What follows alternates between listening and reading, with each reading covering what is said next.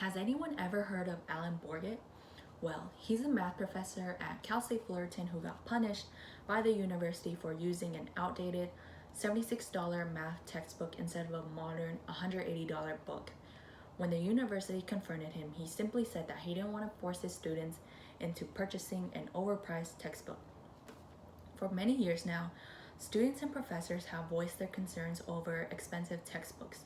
According to Gina Echeverria from Business Insider, textbook costs overall have risen 67% from 2008 to 2018, causing some students to spend at least $500 per year.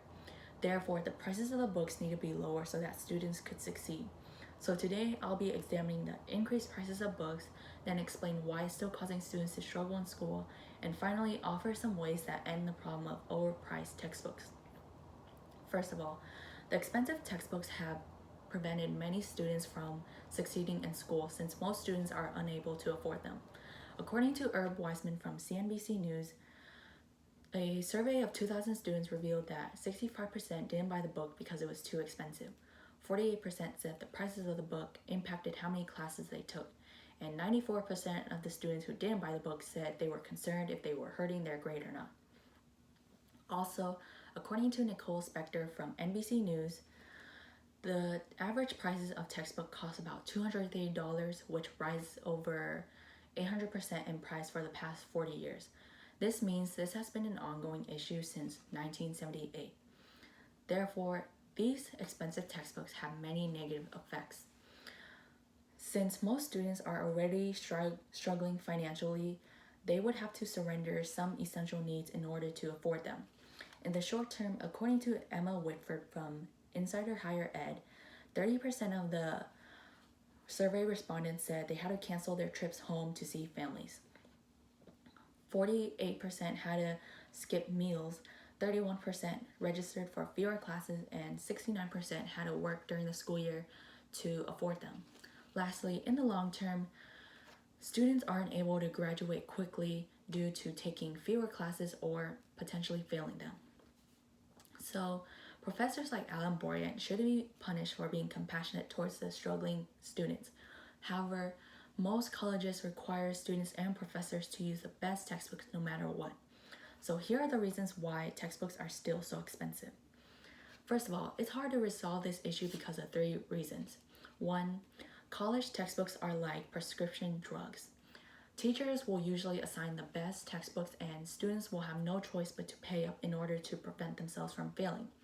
According to Gregory Bessiger from the New York Post, publishers don't make any profit off of the used book sales. Their business model is to make the old edition super useless, which forces you to buy a new book. Secondly, although students want a cheaper price, publishers won't have any economic gain if prices are lower. According to Gary Nelson from Fox, the National Association of College Stores said 78 cents of every dollar spent on new textbooks goes straight to the publishers, shipping costs, store operations, and profit.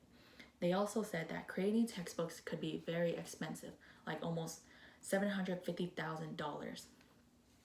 Lastly, sometimes students have no choice but to purchase expensive digital textbooks, especially the ones that comes with the access code. When they're paying for the access code, students will have supplementary materials such as lessons to videos to homework assignments. So it's evident that the expensive textbooks have been negatively affecting many students in the country. Unfortunately, the expensive textbooks are the most ideal due to its useful features.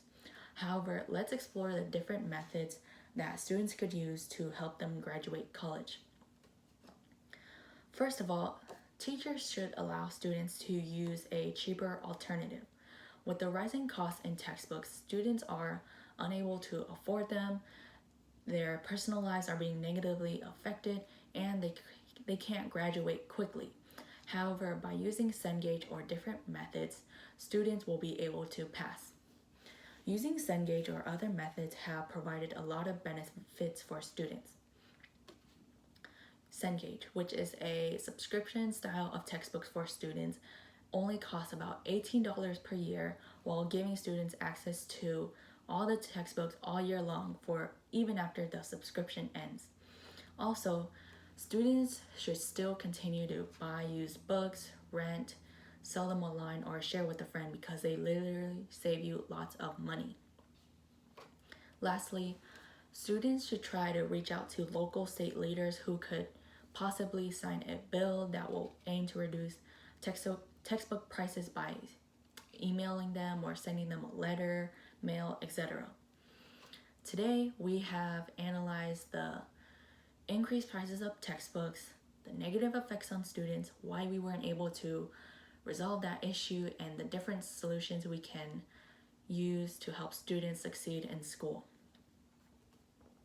Lastly, in order to prevent professors like Alan Borgett from facing consequences for simply wanting to help students save money, it's important for colleges to recognize that until the prices of textbooks are going to decrease, students are just going to continue to struggle financially and academically.